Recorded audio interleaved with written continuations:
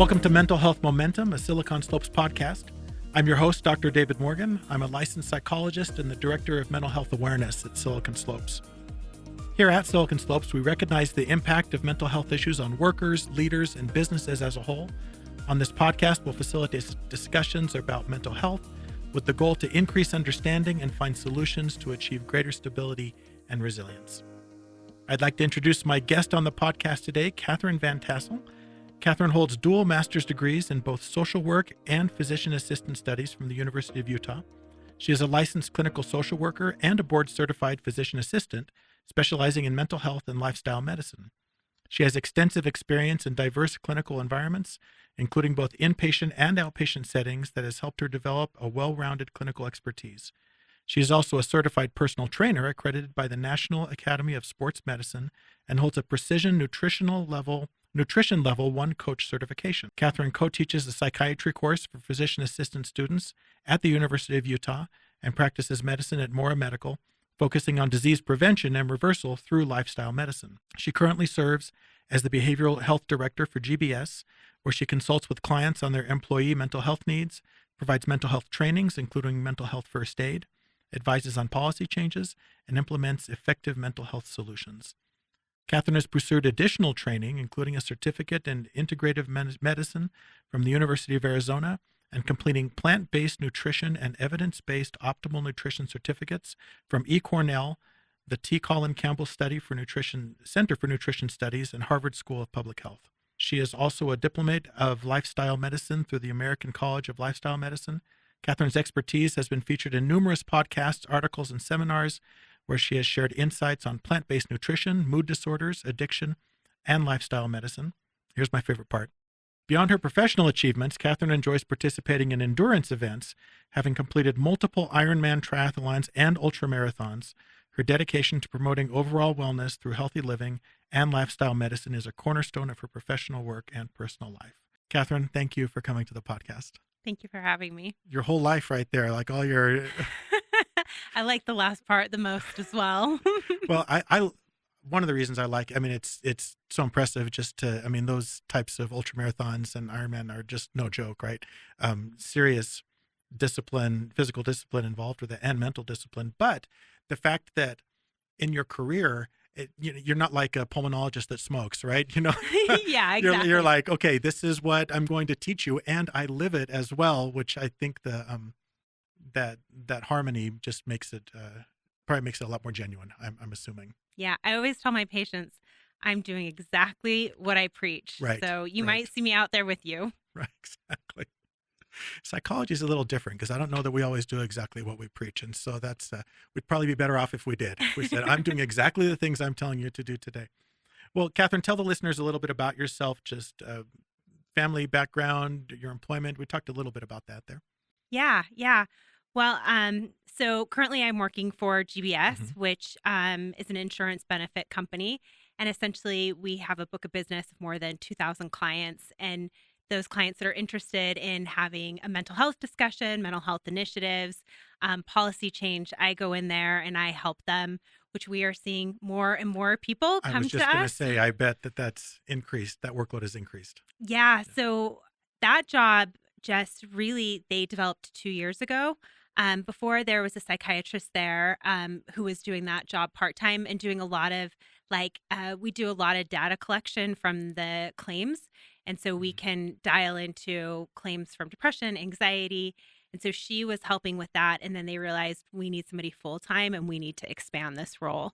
So that's been really fun because I went from working in clinic full-time to doing this and still doing clinic, but it's a bit of a shift. In clinic, like in medicine or in mental health or both? Yeah, so I was working for HMHI, which was uni at the time, so the university's Neuropsychiatric Institute. Okay. I was an inpatient physician assistant, so I was working all inpatient and psychiatry. And I loved that job. That was a fantastic job. I loved working for the U. I just had these other opportunities that came up, and it made it very hard, but I still really like that job. Did you get your mental health or medical training first? Yeah, so I started as a licensed clinical social worker, and I worked for about 6 years just in dialysis. I was 10 years as a social worker, but 6 years in dialysis. And I just got so sad because I kept seeing people come in that had diseases that could have been prevented, Right.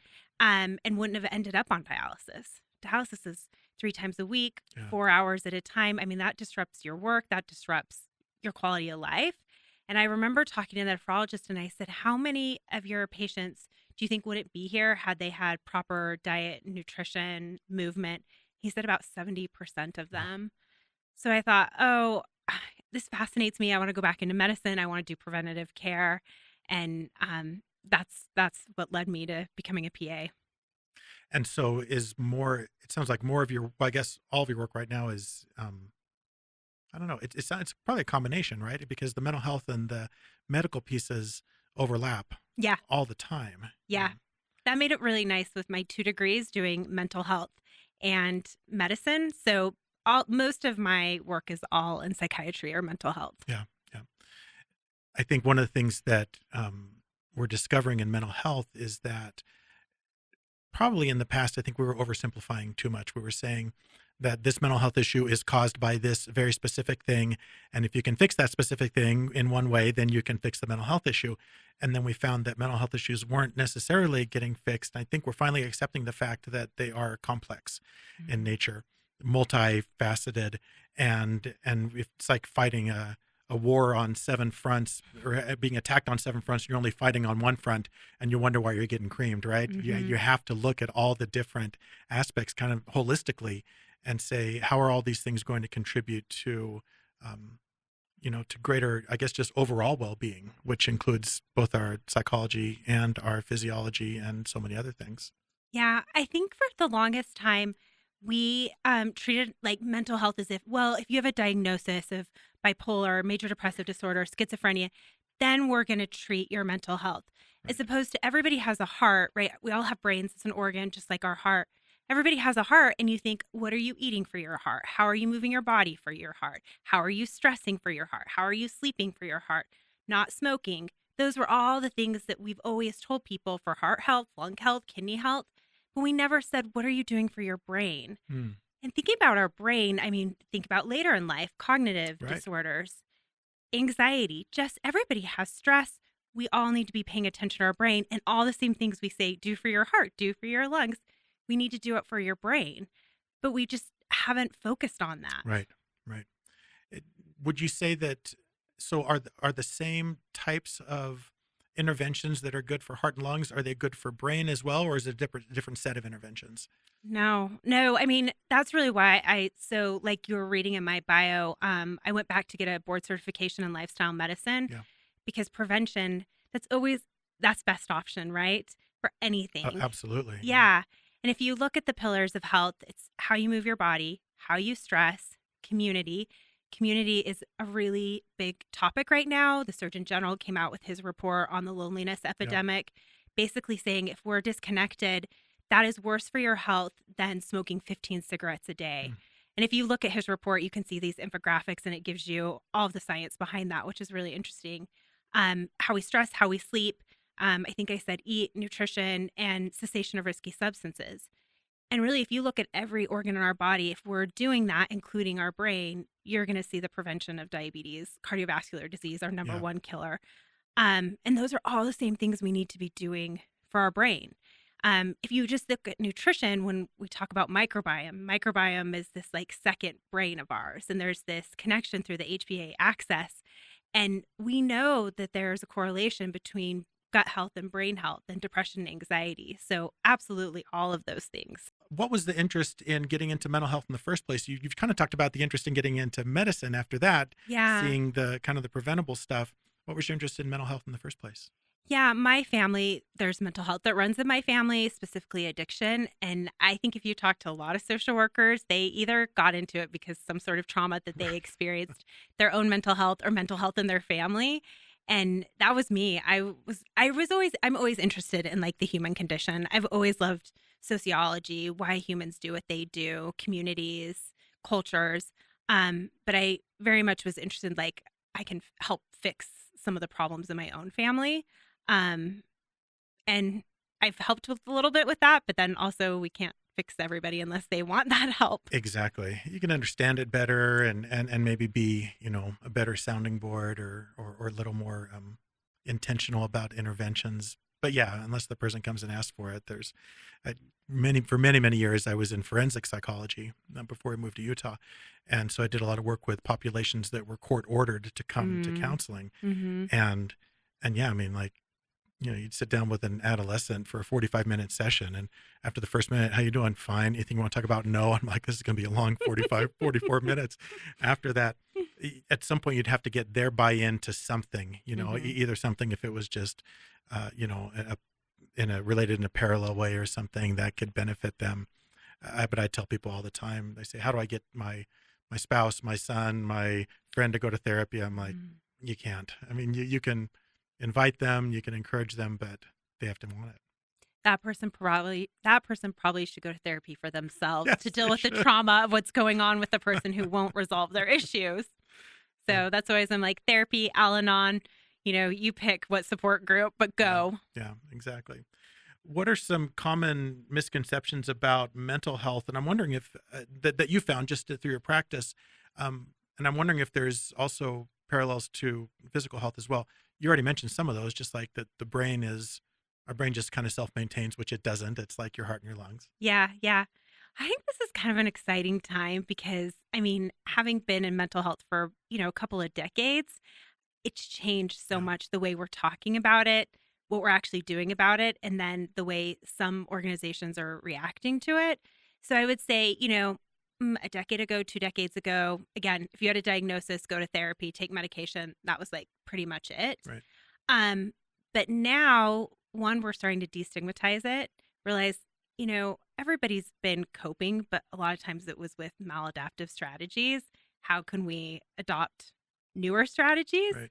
And then when you look like in the workplace specifically, what a huge opportunity for people to, one, it's beneficial because it's costing so much money if you're not addressing it. Two, people are at work for 40 hours a week, some more, depending on your profession. So being able to have initiatives there to address it, this is not something we were doing before, which that also creates, depending on what upper leadership management thinks, their age, maybe some of the stigma they have, Right.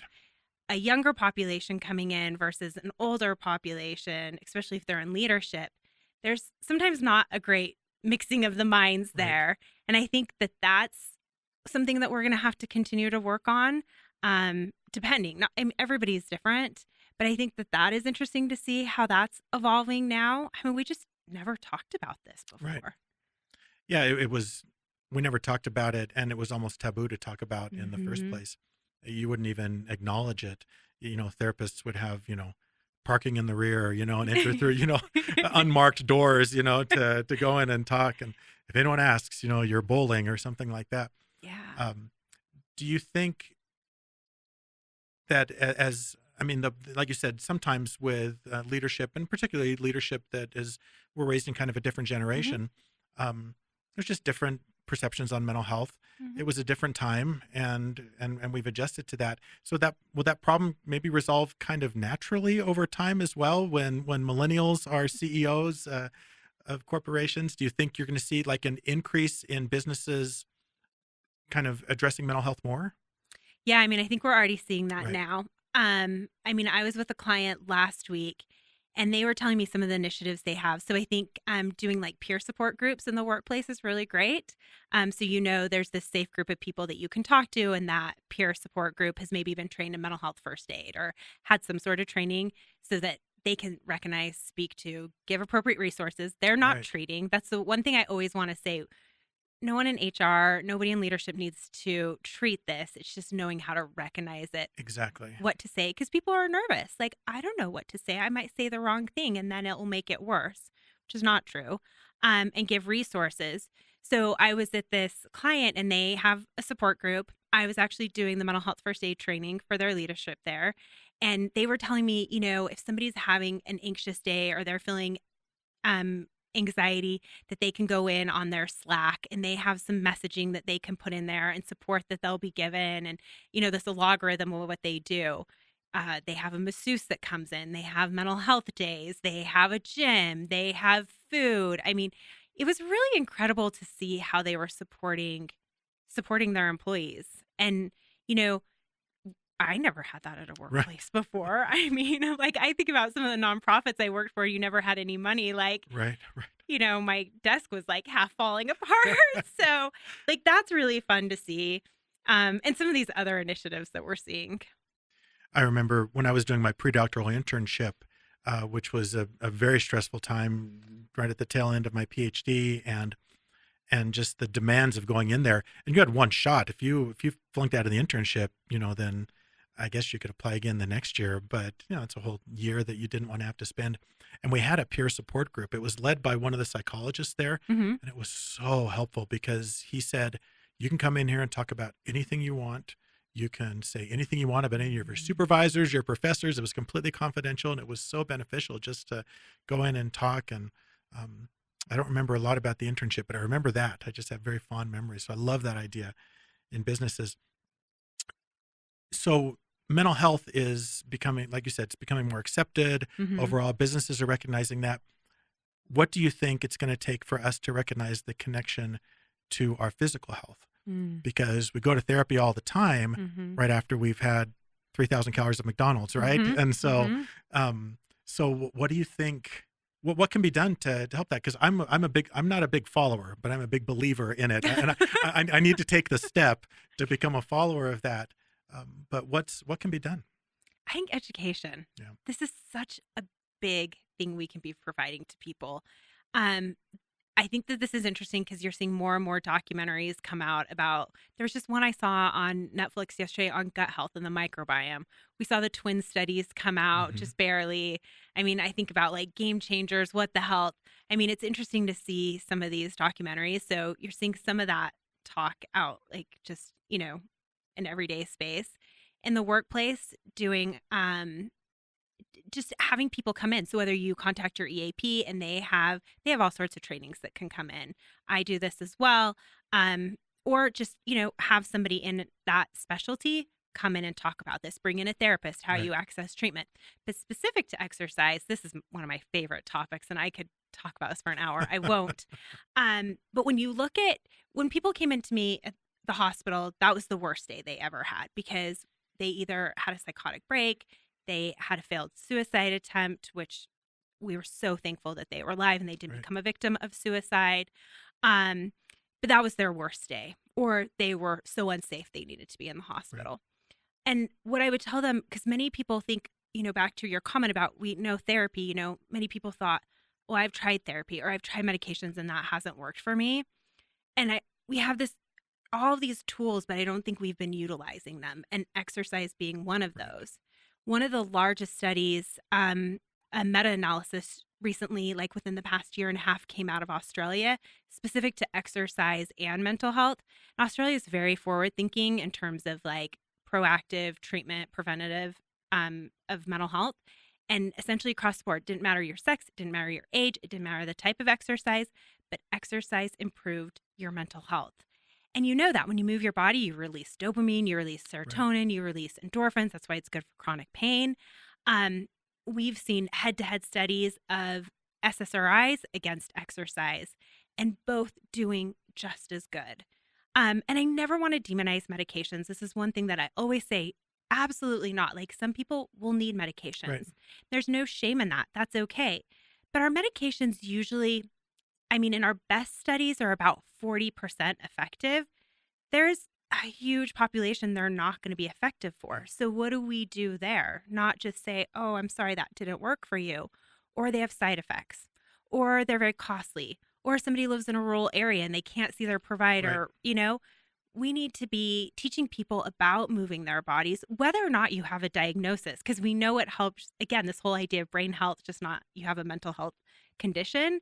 And there is no lack of research that's out there saying that there are benefits. I will say this. I always say this to people that are more anxious, which I happen to be a little bit of an anxious person. I always say I'm kind of like a cat in a bath, is that something that gets up your heart, so cardiovascular, tends to be a little bit better for anxious people or a racing mind. But otherwise, if you're dancing, gardening can be movement for somebody. Walking is, biking, swimming, whatever it is, it's going to help your brain. And I wonder if on top, surely, like you said, there's, neurochemicals that are released during that process and that, but I wonder just from a strictly psychological point of view, if the act of intentionally doing more for yourself Mm. is in and of itself improving, right? The taking medication, and I'm with you. I think medication is great and it's needful in a lot of situations, but I think there are many mental health conditions where medication alone is insufficient. Mm-hmm. Like you said, for the people it doesn't work for, or for whatever is going on that they need something else. Yep. And the act of taking a medication every day is something, Mm-hmm. but it's a minimal act. Mm-hmm. It's one pill in the morning and that's it, as opposed to getting up off the couch, putting on some workout clothes or some gardening clothes, or doing something, for a half hour or for an hour. Mm-hmm. I think just in your own mind, you're thinking, I just did that for myself. And I think, because all of mental health, what I find so interesting about these studies is that mental health is just self-report. Mm-hmm. We can't go in and, draw blood and say, oh, well, this person's an 8 out of 10 depressed, right? It's all self-report. And so the way that you perceive your mental health is exclusively the way you're going to describe it. I mean, other people might be able to describe it, or you could observe symptoms in others, but most of the time it's the person telling you, I'm an 8 out of 10 anxious, or I don't Mm-hmm. sleep well, or I have no appetite, or whatever it is, other depression symptoms. So I love that. Just saying, even almost investing in yourself and doing that, in addition to all of the physiological and neurological benefits, maybe there's a psychological benefit as well. Absolutely. And you think, all medications have side effects, sadly. Right. And they're not 100%. Like, those 40% of those people that get improvement, that doesn't mean it's 100% better. Exactly. Yeah. I mean, our medications just aren't that great.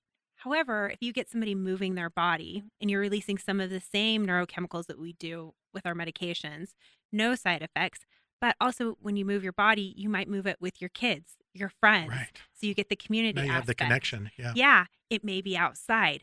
I mean, that's a whole nother hour presentation that I give on outdoor exercise, green exercise, the benefits of that. And like you said, you also get all these downstream, what happens to your heart? What if you have chronic pain? We know if we have chronic health conditions, that negatively impacts our mental health.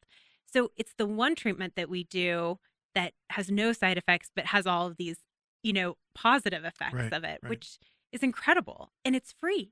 Anybody can walk It's outside true. their front door and go move. YouTube is full of Pilates, Yep. yoga, weightlifting. I mean, think of community rec centers. You can go there for very inexpensive. If you are a senior, like silver sneakers through Yeah. Medicare. So it's accessible to everybody too. I think it is. We were talking earlier about what's it going to take to get people to realize this. And I think you're right. It's just education and continuing to talk about it.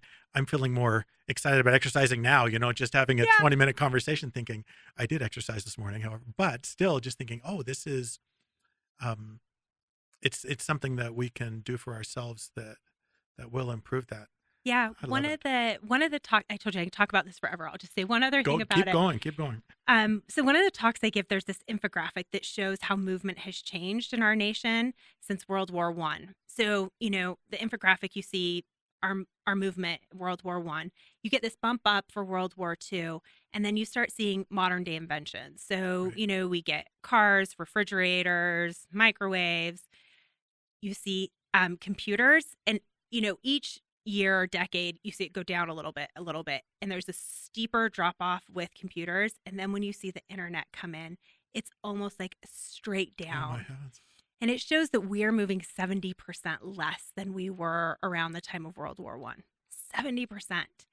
And we spend about 6 or 7% of our time outdoors. That's because most of our time is spent inside, driving in the car, at work all day, then, eating dinner, watching Netflix at the end of the day. We're seeing this in kids too. It takes kids like a whole week to get half a day outside. And as we're watching this, we're seeing the change as well in our mental health. I mean, we're beings that wanted to be outside, moving our bodies, figuring things out, having the sunlight in our eyes. So it's really interesting to see how that change how it's impacting us Yeah. in so many different ways, physically and mentally. I've talked with a lot of people about this and the change that's happened, obviously, generationally, that we're seeing now. And I don't think the solution is to go back to the 1970s or go back to the 1910s or No. whatever. The solution is to find out what's the 2020s version of getting outside and getting these interactions, right? Because it's going to look different than it did when, 200 years ago when we were building log cabins Yeah. and clearing our own land. We're not going to do that anymore. And it's wonderful to have all these modern benefits. The internet, just like you said, Mm-hmm. even though it creates that almost vertical line of, affecting our movement, but at the same time, it exposes us to all sorts of information and resources that we can use to improve our lives, which you didn't have in 1910. Yep. So I think it will be just a matter of people better understanding it and then realizing I need this for my life in order to have a better quality of life, just to be healthier and happier. There's so much to be said about that. This is the education piece. Yes. That's where I was going, is the education. And I always say that I do not want to go back to a time where we didn't have a car or a washer and dryer.